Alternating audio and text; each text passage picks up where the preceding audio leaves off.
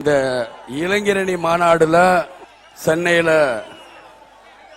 தீவு திடல்ல இன்னைக்கு வச்சிருந்து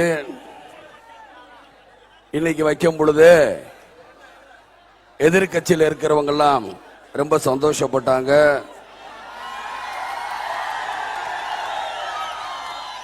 அதற்கு என்னென்ன தடையெல்லாம் பண்ணணுமோ செய்தாங்க. மழை வரும், மழை வந்து இந்த மாநாடை கெடுத்து விடும். ஆனால் நான் தெய்வத்தையும் மக்களையும் நம்பிதான் இந்த அரசியல் ஆரம்பித்திருக்கிறேன். அந்த தெய்வம் எனக்கு கை கொடுத்திருக்கு, இந்த மக்களும் எனக்கு கை கொடுத்திருக்கிறார்கள். எனக்கு கிடைச்ச இந்த தொண்டர்களை நான் என்ன சொல்றதுன்னு எனக்கு ஒண்ணுமே புரியல. எங்க அப்பா அம்மா செஞ்ச புண்ணியமா இவ்வளவு லட்சம் கோடிக்கணக்கான தொண்டர்களை நான் பெற்றெடுத்தேன். அதாவது எனது அன்பு தம்பியாக இருந்தது. இளைஞரணி மாநாடுக்கு வாங்கன்னு தான் சொன்னேன். கன்னியாகுமரியிலிருந்து சென்னை வரைக்கும் பேனரும் செவத்தில் எழுதி வச்சுக்கணும். அது மாவட்டமாக இருந்தாலும் சரி, ஒன்றியமாக இருந்தாலும் சரி, பேரூராட்சியா இருந்தாலும் சரி, நகரமா இருந்தாலும் சரி, கிளைக்கழகங்களா இருந்தாலும், அவன் நகரத்துல பகுதி செயலாளர் இருந்தாலும், வட்டமாக இருந்தாலும் சரி, வார்டுகளா இருந்தாலும் சரி, மிக சீரும் சிறப்புமாக செய்திருந்தார்கள். அவங்களுக்கு எனது கோடான கோடி நன்றிகள். எப்படி நன்றி சொல்றதுன்னு எனக்கு புரியல. சரி, நீங்க அந்த அவ்வளவு தூரத்துல இருந்து வரீங்களே, மத்திய சென்னை, தென் சென்னை, வட சென்னை, இவங்க எப்படி வரவேற்பு கொடுப்பாங்களுங்கும் பொழுது மிக பிரமாதமாக வரவேற்பு கொடுத்திருந்தார்கள். வந்த பக்கமெல்லாம் எந்த பக்கம் வருகிறார்களோ அந்த பக்கம் நல்ல பேனர்களை வைத்து, தேசிய முற்போக்கு திராவிட கழகம் தான் முதல் கட்சி, வேற எதுவும் கட்சி கிடையாது அப்படிங்கறத சென்னையில நிரூபிச்சு காட்டினாங்க எல்லாரும். எவ்வளவு தடைகள்! முதல்ல இந்த இளைஞரணி மாநாட்டில் மன்றமாக இருந்தேன். மன்றமாக இருந்து கட்சி ஆரம்பிக்கும் பொழுது ரொம்ப பயந்தேன். ஆனால் நீங்க விடாம சொன்னீங்க, கட்சி ஆரம்பிங்க, கட்சி ஆரம்பிங்க. முதலில் கொடி கொடுங்க நீங்க. அப்ப நான் சொன்னேன், கொடி கொடுத்தா கட்சி ஆரம்பிங்கன்னு சொல்லுவீங்களே. இல்ல, 2000 கொடியை கொடுங்கன்னு வம்பு பண்ணி கொடியை வாங்கினீங்க. இருந்தாலும் அந்த கொடிய பல படங்கள்ல காட்டி, அதை விட நீங்களும் எங்கு பார்த்தாலும் அந்த கொடியை இது விஜயகாந்த் கட்சியின் கொடி, விஜயகாந்த் கட்சியின் கொடி சொல்ல வச்சு,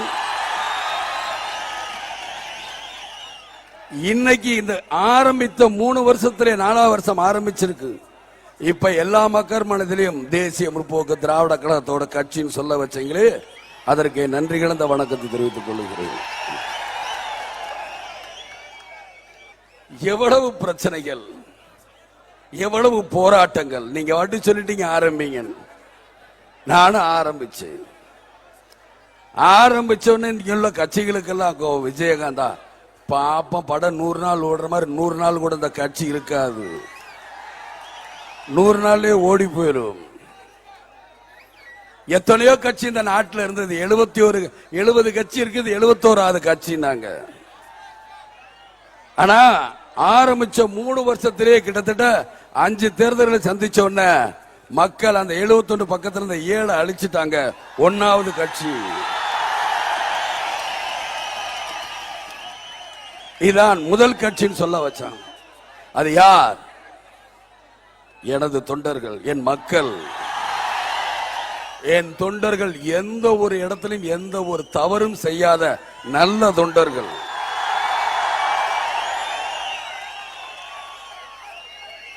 இளைஞர் பெருமக்கள் தான் இல்லைன்னு சொல்லவில்லை. 18 வயசுல இருந்து என்கிட்ட இருக்காங்க, இல்லைன்னு சொல்லவில்லை. ரத்தம் சூடா இருக்கிறவங்க தான் இல்லைன்னு நான் சொல்லவில்லை. ஆனால் கட்டுப்படுவாங்க சொன்னால். ஏன்னா அவங்கள ஒரு ரவுடிசமா வளர்க்கணுங்கிற ஆசை இல்ல, வெட்டுக்குத்துக்கு கொண்டு போய் விடணுங்கிற ஆசை இல்ல. அவங்களை நல்வழிப்படுத்தணும். அவங்கள நல்லா கொண்டு போன பெத்த தாய் தகவலுக்கு நல்ல பிள்ளைகளாக இருக்கணும். அதுலதான் நான் பிடிவாதமா இருக்கேன். நீங்க ஒவ்வொரு கட்சியிலையும் பாருங்க, அவங்களுக்கு தேவைன்னா உணவு உடனே அடிக்க விடுவாங்க, ஓட நான் போக விட மாட்டேன். தேவைப்பட்டால் தான் உங்களை அழைப்பேன். இந்த தடவை 2 மாநாடுன்னு, ஒரு மாநாடு மகளிர் அணி மாநாடு திருச்சியில 7 லட்சம் பேர் வந்தாங்க. இன்னைக்கு ஒரு 15 லட்சம் பேருக்கு மேல வந்திருப்பாங்க போல. ஆனா முடியல, இடம் கிடையாது. எல்லா கட்சியும் அங்கேதான் மேடை போடுவாங்க, நாங்க இங்க போட்டிருக்கோம் 200-300 அடி தள்ளி. அப்படி இருந்து முடியல. சொல்லுவாங்க, இந்த கூட்டத்தை பார்த்து பூமியே சிறுசா போச்சு, அந்த அளவுக்கு அவ்வளவு பெரிய கூட்டம் வந்திருக்கு.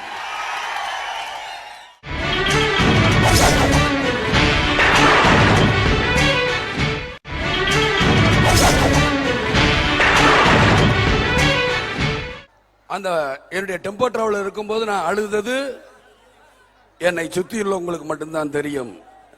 இந்த உள்ளங்களுக்கு நான் என்ன நன்றி கடன் பண்ண போறேன்னு எனக்கு தெரியல. ஆனால் நிச்சயமாக தேசிய முற்போக்கு திராவிட கழகம் ஆட்சியில் உட்கார்ந்து அன்னைக்கு என் மக்கள் எல்லாரும் சிரிப்பாங்க, அழுகையை நிறுத்துவாங்க, வறுமை இல்லாங்க வாழுவாங்க என்னுடைய மக்கள். வேலை வாய்ப்பை உருவாக்கி கொடுப்பேன், சமசீர் கல்வியை வைத்து கொடுப்பேன். அந்த எண்ணத்துல தான் இருக்கேன். வாங்கணும்னு நினைச்சிருந்தா என்னைக்கே வாங்கிட்டு ஏதோ ஒரு கட்சிக்கு கையை கட்டிக்கிட்டு பின்னாடி போய்கிட்டே இருந்திருப்பேன். இன்னைக்கு கூட இளைஞரணி வெள்ளி சிம்மாசனம் தரம் உட்காருங்க. நாங்க எதுக்கு, எனக்கு தேவையில்லை. நான் அந்த சிம்மாசனத்தில் உட்கார வைங்க, அப்புறம் இந்த சிம்மாசனத்தில் வந்து உட்காருறேன். இதை கேட்டா இவருக்கு ஆசை, ஆணவம் பாரு. ஆசை இல்ல, ஆணவம் இல்லை. ஒரு இடத்தை அடையணும்னால் அது குறிக்கோள் இருக்கணும். கட்சி ஆரம்பிச்சு என்ன காசி ராமேஸ்வரத்துக்கு போயிட்டு வரதுக்கா இருக்கிறோம்? ஆட்சி பிடிக்கிறதுக்கு தான் கட்சி ஆரம்பிக்கிறது. அது புரியாம இவருக்கு உடனே ஆசை வந்துருச்சு. ஆசை வந்துரு. ஏன் ஆசைப்படக்கூடாது? ஏன் ஆசைப்படக்கூடாது? 10வது அதாவது +2 படிக்கிறவங்க ஆசைப்படலையா? இன்ஜினியருக்கு போகணும்னு ஆசைப்படலையா? ஆக ஆசைப்பட்டால் தான் அதற்கு தகுந்த படிப்பை எடுத்து படித்து நாம் முன்னுக்கு வர முடியும். ஆக நாங்கள் அரசியல் கட்சி ஆரம்பிச்சுட்டு சும்மா வந்துகிட்டு எதுக்கு எடுத்தாலும் போராட்டம் பண்ணி சும்மா உட்காருங்களா? ஆட்சியை பிடிக்கிறதுக்கு தான் எங்களுடைய கட்சி ஆரம்பிச்சிருக்கு. என் மக்களுக்கு நல்லது பண்றதுக்காகத்தான் போராட்டம். மக்கள் பார்த்துட்டாங்க. புரட்சி தலைவர் எம்ஜிஆருக்கு அப்புறம்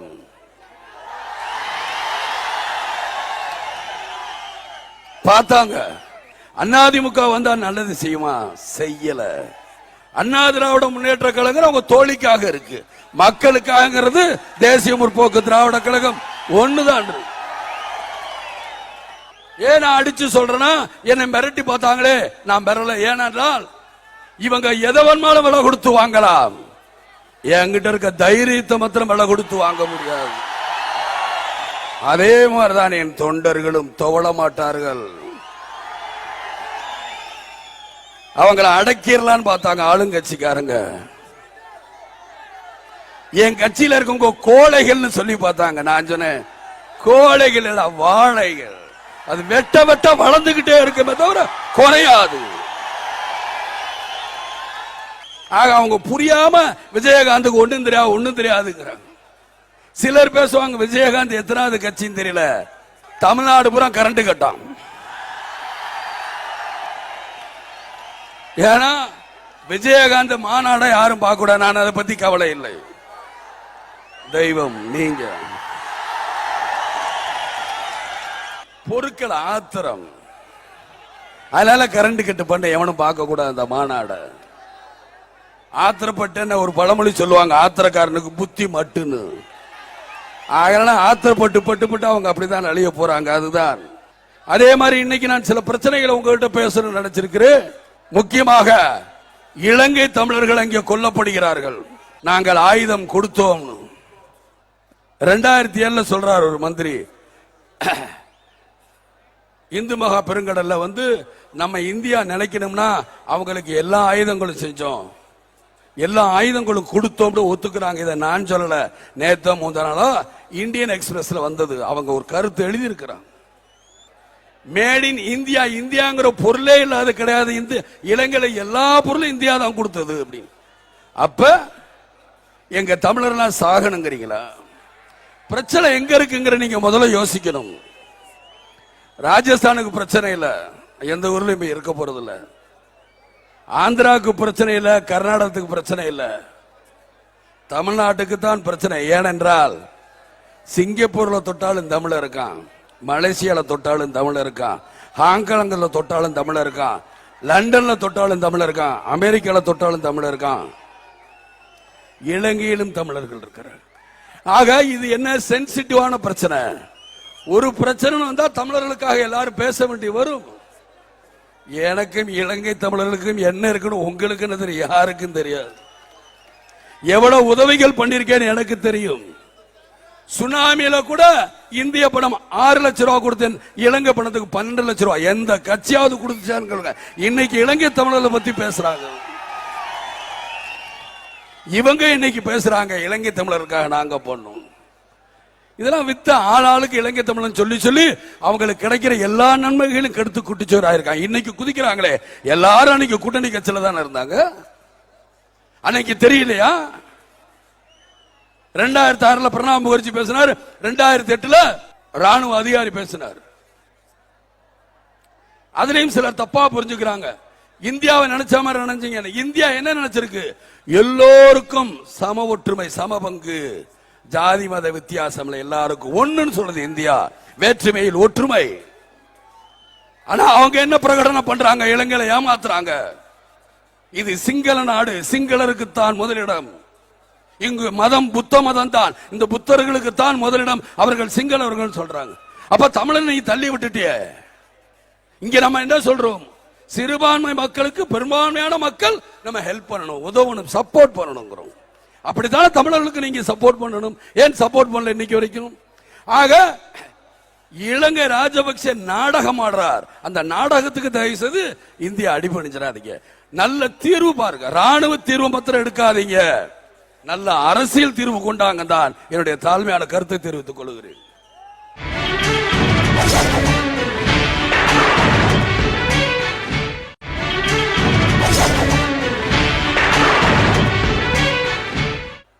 இங்க எப்படி எல்லாருக்கும் ஒற்றுமைன்னு சொல்றோமோ, அங்கே சிங்களருக்கும் தமிழர்களுக்கும் ஒற்றுமைன்னு கொண்டாங்க.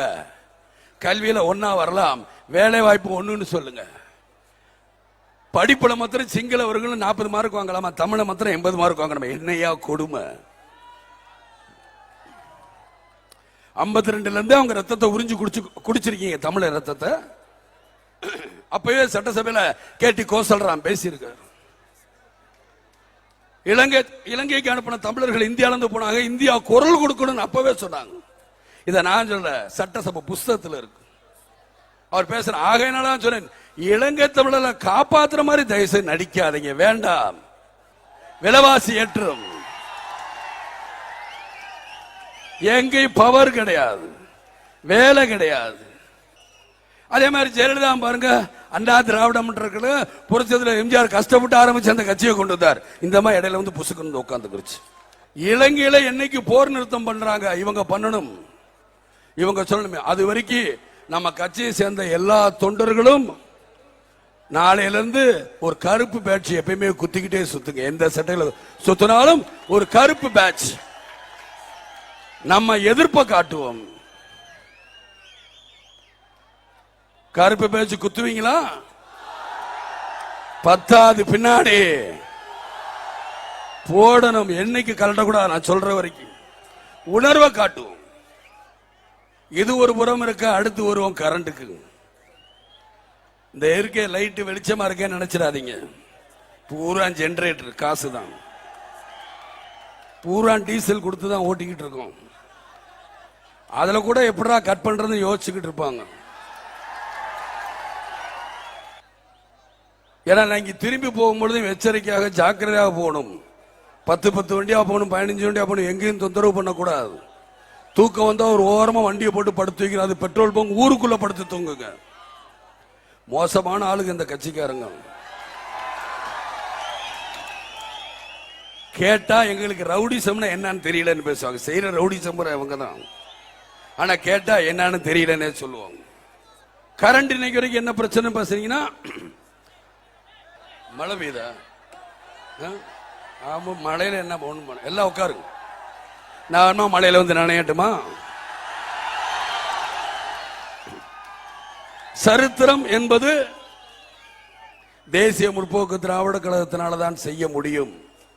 மாநாடு என்பது சரித்திரம். அந்த சரித்திரத்தை உடைத்தது திருநெல்வேலியில் கூட்டம், அதை உடைத்தது தேசிய முற்போக்கு திராவிட கழகம். அதற்கப்புறம் புதுக்கோட்டை மாநாடு. அந்த திருநெல்வேலி சரித்திரத்தை உடைத்தது புதுக்கோட்டை மாநாடு. அந்த புதுக்கோட்டை மாநாடு உடைக்க வைத்தது யார்? தேசிய முற்போக்கு திராவிட கழகத்தின் தொண்டர்கள் தான். திருச்சியில் 8ஆம் தேதி வச்சேன் போன வருஷம், அதையும் உடைத்தார்கள். 7 லட்சம் பெண்கள் வந்து ஆசத்தி காட்டினாங்க. இன்னைக்கு வந்திருக்கிறீங்க இளைஞர்கள், இளைஞரணி மாநாடு. ஒரு தேசிய முற்போக்கு திராவிட கழகத்தை, அதனுடைய சாதனை தேசிய முற்போக்கு திராவிட கழகத்தினால தான் உடைக்க முடியுமே தவிர யாருனாலையும் உடைக்க முடியாது. என்கிட்ட கூட பத்திரிகைக்காரங்க கேட்டாங்க, இந்த மாநாடுக்கு அப்புறம் அடுத்த மாநாடு எப்போ வைக்க போறேன்? நான் மாநாடு என் தொண்டர்களுக்கு செலவு வைக்க மாட்டேன். ஏன்னா அவங்களுக்கு அடுத்த வாரம் தேர்தல் வந்துடும், அடுத்த வருஷம் நிறைய வேலை இருக்கு. அதனால் அவங்களை எந்த தொந்தரவும் கொடுக்க மாட்டேன். தேர்தலுக்கு நீங்க தயாரா இருக்கும். நீங்க ஒரு புறம், நம்ம மகளிரணி அற்புதமான மகளிரணி, அவங்க ஒரு புறம். நிச்சயமாக சொல்லுவாங்க, கடலின் ஆழத்தை கூட கண்டுபிடித்து விடலாம், பெண்களின் மன ஆழத்தை கண்டுபிடிக்க முடியாது. விழுப்புரம் மாவட்டம் வெங்கடேஷ் அவர்கள் ஆய்வு குழுக்கு போயிருக்கும் பொழுது கரூர்ல ஒரு பெண்கள் பேசினதாக சொல்வார். என்ன சொன்னார் தெரியுமா? தேசிய முற்போக்கு திராவிட கழகத்துல ஒரு சில இடத்துல பெண்களுக்கு பிரமாதமா மரியாதை தராங்க, ஒரு சில இடத்துல மரியாதை கொடுக்கல. நாங்க தாங்க முழுசா 15 ஓட்டு 20 ஓட்டு 100 ஓட்டுன்னு சேர்ப்போம், ஆம்பளைங்க நீங்க 1 ஓட்டு தான் சேர்ப்பீங்க. நாங்க எப்படிங்க? நாங்க நினைத்தால் எங்க வீட்டுக்காரரை மாத்தி ஓட்டு போட வைப்போம், எங்க மச்சனை மாத்தி ஓட்டு போட வைப்போம், எங்க கொழுந்தனாரை பார்த்து மாத்தி ஓட்டு போட வைப்போம், என் பிள்ளைகளை ஓட்டு போட வைப்போம். உண்மை. அப்புறம் ஏங்க சினிமா எடுக்கும் பொழுது நீங்க பெண்களுக்கான சினிமா எடுங்க, அப்பதான் கூட்டம் கூட்டமா தியேட்டருக்கு வரும்னு சொல்றீங்க. இன்னைக்கு டிவியை திறந்த என்ன சொல்றாங்க? எல்லாம் பெண்களுக்கு ஏற்ற மாதிரி தான். அதனால பெண்களை வெறுக்காதீங்க. அதனாலதான் நம்ம கிட்ட வலுவான ஒரு மகளிர் அணியும் இருக்குது, வலுவான இளைஞர்களும் இருக்கிறார்கள். ஆனா எல்லா கட்சிக்கும் என்ன சந்தேகம்? இவங்கெல்லாம் ஓட்டா கொண்டு வந்து சேர்ப்பாங்களா இல்ல கூட்டம் தான் கூடுவாங்களாங்கிறாங்க. அப்படியா? இல்ல எதிர்கட்சிக்காரங்க பயமுறுத்தினா முன்னாடிதான் சொல்றேன், பின்னாடி என்ன பண்றது? தூங்குறீங்களா? பயப்படுவீங்களா? பயப்பட மாட்டீங்களா? இனிதான் நம்மளுக்கு பயங்கரமான வேலை இருக்கு, பயப்படக்கூடாது. யார் உங்க பின்னாடி நான் இருக்கிறேன், என்னைக்கும் பயப்படாதீங்க. எந்த பிரச்சனைனாலும் நான் வந்து நிற்பேன், பயப்படாது. எல்லாரும் வாயில பேசுவாங்க, நான் வந்து நிற்பேன், என் தொண்டர்களுக்காகத்தான் நான். இந்த நிகழ்ச்சியின் மறு ஒளிபரப்பு நாளை காலை